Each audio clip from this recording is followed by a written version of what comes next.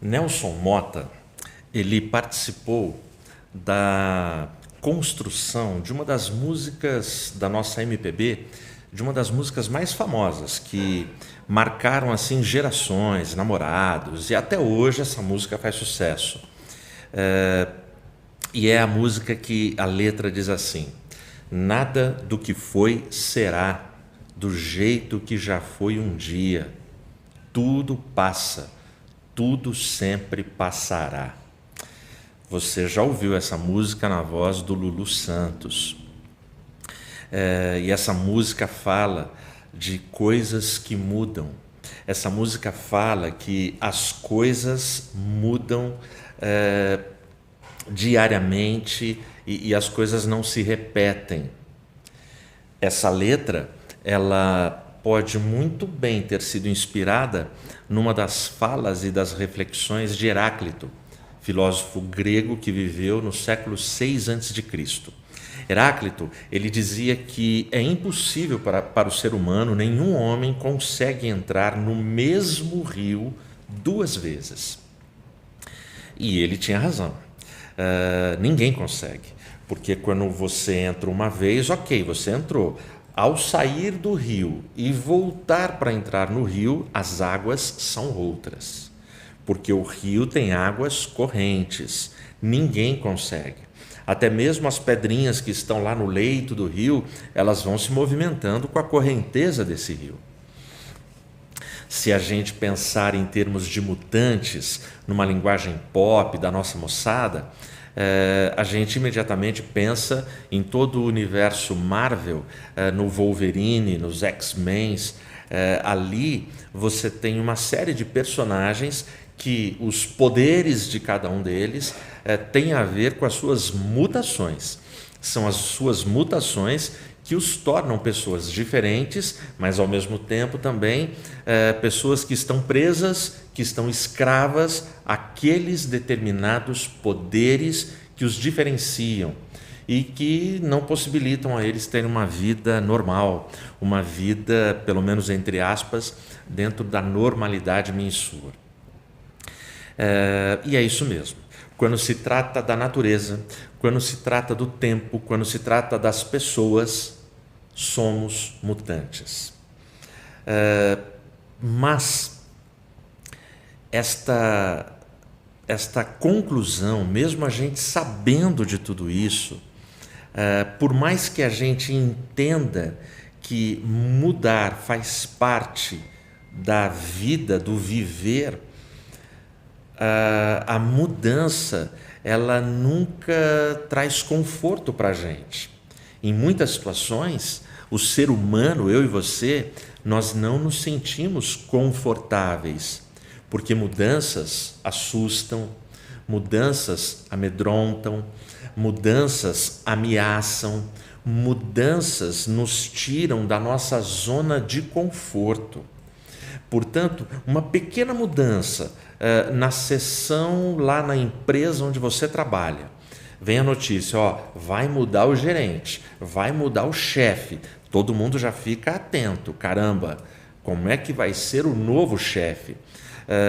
Ou se você trabalha numa mega empresa e vem a notícia, uma multinacional poderosa comprou a empresa, caramba, tudo vai mudar, procedimentos, protocolos e possivelmente cabeças vão rolar.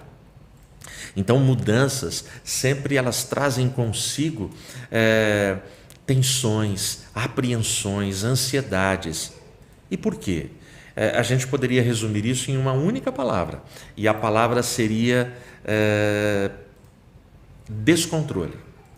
Exatamente. Nós percebemos a cada mudança que nós não controlamos nada, embora a nossa vida, desde o nascimento até o último dia do nosso respirar aqui na Terra, a nossa vida é marcada por mudanças, por processos, por ciclos, por fases, e que, de fato, a conclusão é uma só: nós não controlamos nada.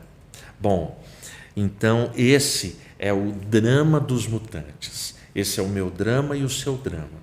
Mas será que a gente tem que viver exatamente assim, encarando o drama? Bom, o drama existe, o drama de todas as ameaças que circulam, as mutações, é um drama que existe, é real, nós temos que conviver com este drama, não dá para fugir. Mas será que é só isso? Será que a gente só tem que conviver, se acostumar e ok, a gente fica aguardando as surpresas e vamos que vamos, e seja o que Deus quiser? Será que é assim? Eu vou ler um texto para você que faz um contraponto a esta realidade que está posta no planeta Terra. Ninguém escapa, é inescapável, seja ateu, seja crente, ninguém escapa. Mas tem um texto que, para os crentes, faz toda a diferença. Eu vou ler para você, se você está com a sua Bíblia, Malaquias, no capítulo 3, o versículo 6, em nome de Jesus. Pois eu sou o Senhor, eu não mudo, por isso vós, filhos de Jacó, não sois consumidos. O profeta Malaquias, ele escreve, basicamente, para o povo de Deus, ele escreve, muitas vezes no texto dele de forma irônica, o livro, que é um livro pequenininho, é o último livro do Velho Testamento. O livro do profeta Malaquias contém umas 23 perguntas, e são perguntas retóricas. Ele pergunta, mas já sabe a resposta, ele já tem a resposta. E o livro do profeta Malaquias, ele combate todo o cinismo da nação de Israel e anuncia o dia do Senhor, o dia da vinda do Senhor. E isso ele faz de uma forma tremenda, ele faz de uma forma incrível. E é muito interessante, no tempo que Malaquias escreve, o templo já tinha sido reconstruído. E Malaquias, ele vive um tempo ali de caos, ele vive um tempo muito difícil, e é cruel como o Velho Testamento termina. Se você pegar a última profecia que está vaticinada no livro do profeta, ele anuncia a vinda de Elias, e quando a gente lê no Novo Testamento, nos Evangelhos, o próprio Evangelho já interpreta que Elias, que é esse, é o profeta João Batista, que é chamado nos Evangelhos do último dos profetas. E é interessante porque o livro vai terminar com essa profecia que o que viria no espírito de Elias, ou seja, João Batista, converteria o coração dos pais aos filhos e dos filhos aos pais.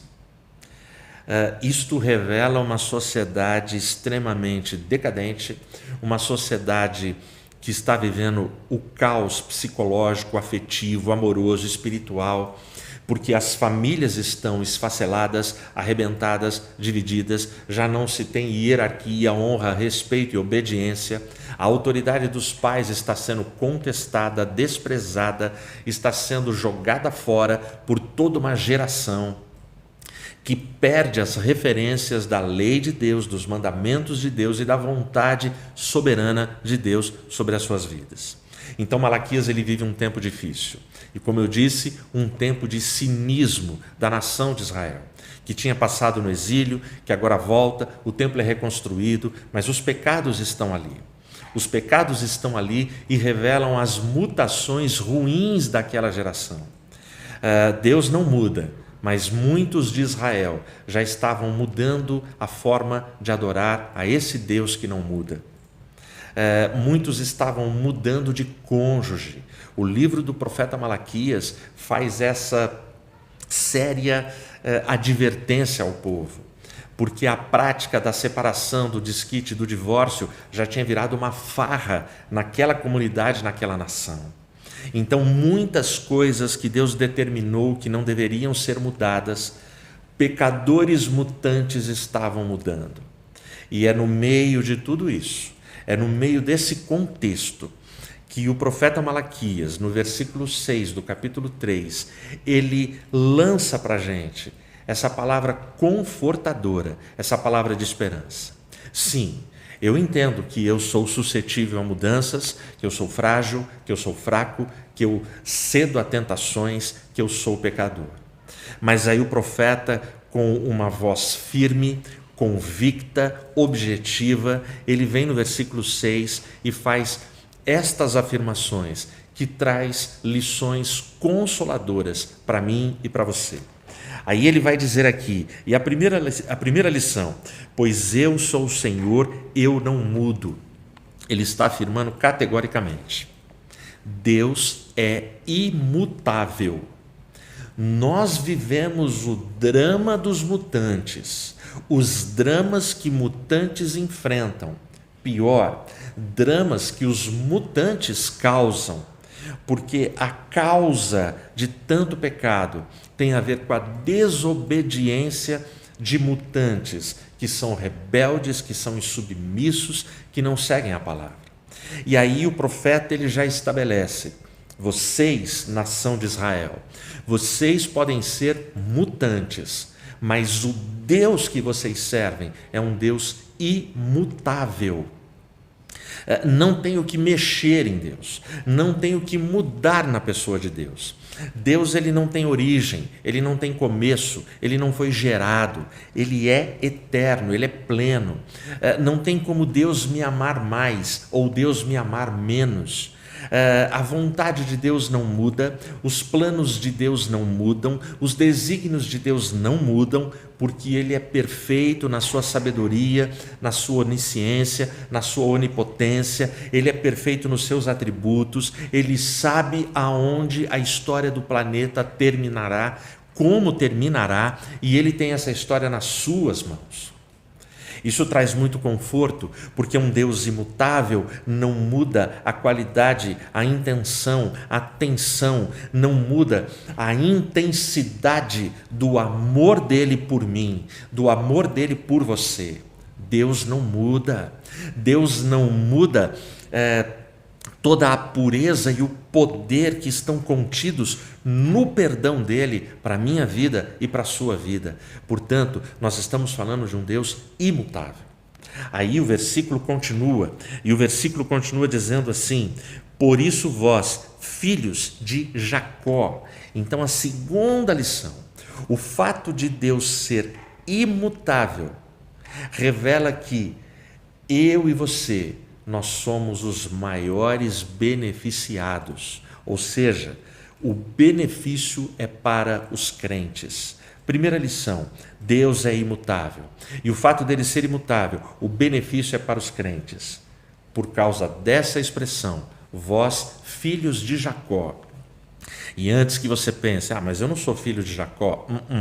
Gálatas 3, 29, último versículo do capítulo 3 de Gálatas. Paulo vai dizer assim a todos os crentes da Galácia: se vós sois de Cristo, sois descendência de Abraão, portanto, vós sois herdeiros da promessa. Ou seja, a igreja neotestamentária, a igreja deste tempo, a igreja do século 21, nós carregamos todas as bênçãos da herança de Abraão, da herança das promessas feitas a Abraão. Ou seja, somos abençoados, porque todas as famílias da terra são abençoadas na aliança do nosso pai na fé, Abraão. Ou seja, aqueles que recebem as promessas são aqueles que se rendem a Cristo. E Paulo deixa isso muito claro. Se vós sois de Cristo, vós sois descendência de Abraão. Portanto, vós sois herdeiros das mesmas promessas. Aleluia. Somos beneficiados. Deus é imutável e todas as bênçãos que são consequências da imutabilidade de Deus beneficiam os filhos de Jacó, os crentes de todas as eras, ou seja, toda a família de Deus. Você é família de Deus, eu sou família de Deus. E aí a gente chega na última lição desse pequeno versículo. Pois eu sou o Senhor, eu não mudo. Deus é imutável. Por isso, vós, filhos de Jacó, os crentes são beneficiados, não sois consumidos. Os crentes jamais serão consumidos. O que significa a palavra consumido? Os crentes nunca serão destruídos e nunca serão exterminados.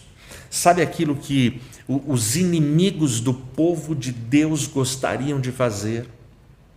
Os inimigos do povo de Deus, e aí você teria uma longa lista ao longo da história, desde Senaqueribe, desde todos os inimigos do povo de Deus que atacaram os arraiais santos, até chegar em Hitler e tantos exterminadores do nosso tempo e da nossa história.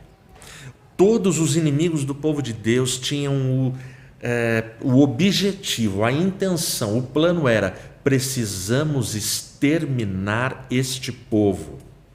Bom, se você ler os livros de história, se você é uma pessoa antenada, se você tem lido e procurado entender a história do nosso tempo, os inimigos deste tempo também, o sonho dos caras é exterminar toda a igreja de Cristo, porque a última barreira de resistência ao governo do anticristo se chama Igreja do Senhor. Só que é nas palavras de Pedro que o Espírito revelou a Pedro, e é o que Jesus fala para Pedro: não foi carne nem sangue que te revelou, mas foi o Espírito. As portas do inferno não vão prevalecer.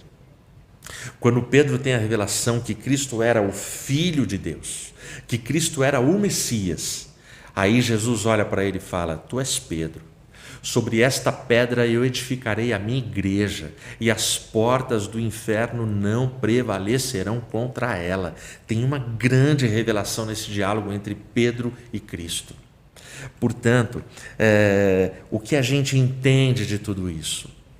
Crentes foram e continuarão sendo corrigidos, disciplinados, passamos por sofrimentos, passamos por enfermidades incuráveis, a gente passa por processos que machucam profundamente a nossa alma, a nossa vida, a nossa psique. Mas, segundo esse texto do profeta Malaquias, os filhos de Jacó jamais serão consumidos. O mundo pode armar a estratégia que quiser, a filosofia que quiser. Nós podemos chegar, eu e você, estarmos vivos na época do Apocalipse, com a besta se revelando, o falso profeta se revelando, o anticristo se revelando, o sinal da besta sendo exigido da população mundial. Mas deixa eu te dizer, a Bíblia fala que um remanescente fiel servirá a Cristo e a Deus de geração em geração. Muitos são chamados, poucos são escolhidos.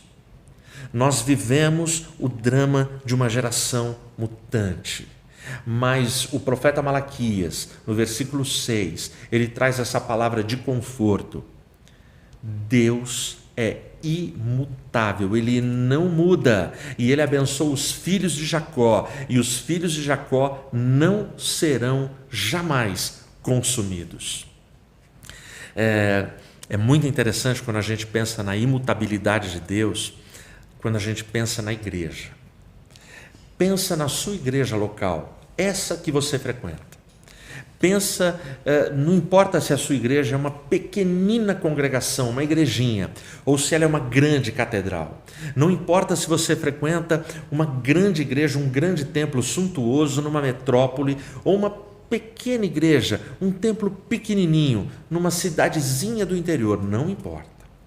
Seja uma grande catedral ou um pequeno templo, ambos têm a graça, o amor, o perdão, a salvação e a presença de Deus, o nosso Pai. Agora, o que eu quero te chamar a atenção? É muito legal quando a gente vê pessoas que se afastaram do convívio, do espaço de comunhão e da fé, e caíram no mundão, e por lá ficam 1 ano, 5 anos, 10, 20 anos. Eu já vi gente ficar 30 anos fora dos caminhos do Senhor. Mas uma das grandes emoções que todo filho pródigo sente quando volta para casa é que ele volta e ele encontra a igreja que ele deixou. Ok, eu não estou falando de características regionais e culturais de cada época. Eu não estou falando do modelo do carro, do tipo de roupa, do corte de cabelo. Não é disso que eu estou falando. Eu estou falando no núcleo, a igreja do Senhor. Você chega na igreja 20 anos depois, a palavra, o evangelho, o mesmo evangelho que os apóstolos pregaram. Se a tua igreja é uma igreja que tem como regra de fé e prática a Bíblia Sagrada, você vai encontrar a proclamação do evangelho.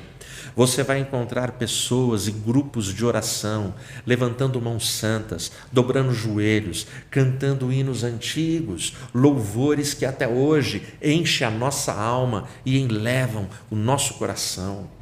Existirão louvores novos? Sim. Existirão músicas atuais? Sim.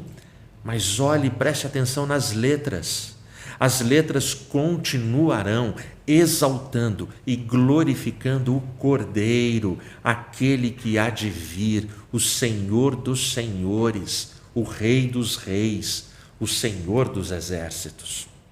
Aliás, Senhor dos exércitos é uma das expressões que mais aparece no livro do profeta Malaquias, porque ele, independente do cinismo de toda uma geração, é quem guerreia as nossas guerras. E o que traz conforto para a gente é saber dessa imutabilidade de Deus. Para a gente concluir, o mutante Adão, porque Adão é o primeiro mutante do planeta. Adão, ele vai mudando. Ele muda o que Deus falou, ele aceita as mudanças que estão sendo propostas. Adão, quando ele percebe que tudo mudou, que o caos chegou, quando Deus o confronta, o mutante Adão, ele vira para Deus e diz assim: tudo que aconteceu aqui, toda a culpa do que aconteceu é culpa da mulher que tu me deste. Então o mutante Adão, ele põe a culpa na mulher e pior, quando ele põe a culpa na mulher, na verdade ele está culpando Deus, porque a fala dele é exatamente essa: a culpa é da mulher que tu me deste. Ele está culpando o Criador. Aliás, é o que muita gente hoje em dia está fazendo. Tem muita gente revoltadinha, tem muita gente inconformada, gente que diz nem acreditar em Deus, mas coloca a culpa em Deus. Ora, se você não acredita em Deus, se você acha que Ele não existe, então você colocar a culpa nele é uma falácia. Você só tem a possibilidade de debater com Deus e querer colocar culpas nele se você tem intimidade com Ele, se relaciona com Ele, é servo dEle e crê na existência e na soberania dEle. Caso contrário, desculpa, você está num grande vácuo e você está na pista, sozinho, falando com eco ao vento. Mas muita gente hoje tem colocado a culpa em Deus. Tem feito exatamente o que o mutante Adão fez. Então o mutante Adão, ele chega e diz exatamente isso: a culpa de tudo o que aconteceu é da mulher que tu me deste. Milênios passam e a gente vai ter bilhões e bilhões de mutantes pecadores no planeta Terra. Mas há 2000 anos atrás, o imutável Jesus andou entre nós. O imutável Jesus colocou os seus pés nesta terra. O imutável Jesus veio para sofrer o que nós sofremos, veio para enfrentar as dores que nós enfrentamos, veio para suportar as humilhações que nós suportamos. E aí o imutável Jesus, quando ele se dirige a Deus, o que ele diz é algo um pouco diferente do que disse o mutante Adão. O imutável Jesus vai dizer: a culpa de tudo o que aconteceu eu assumo para mim. A culpa de tudo o que aconteceu era da minha noiva, só que eu assumo a bronca e eu resgato a minha noiva, perdoo a minha noiva e salvo a minha noiva, porque eu pago o preço da culpa. O mutante Adão joga a esposa na fogueira. O imutável Jesus, ele livra do fogo a sua noiva. O drama dos mutantes, como eu e você, só será resolvido quando nós nos rendermos ao imutável Jesus, ao imutável Deus, que continua nos amando, nos perdoando, nos abençoando e nos salvando. Que Deus te abençoe.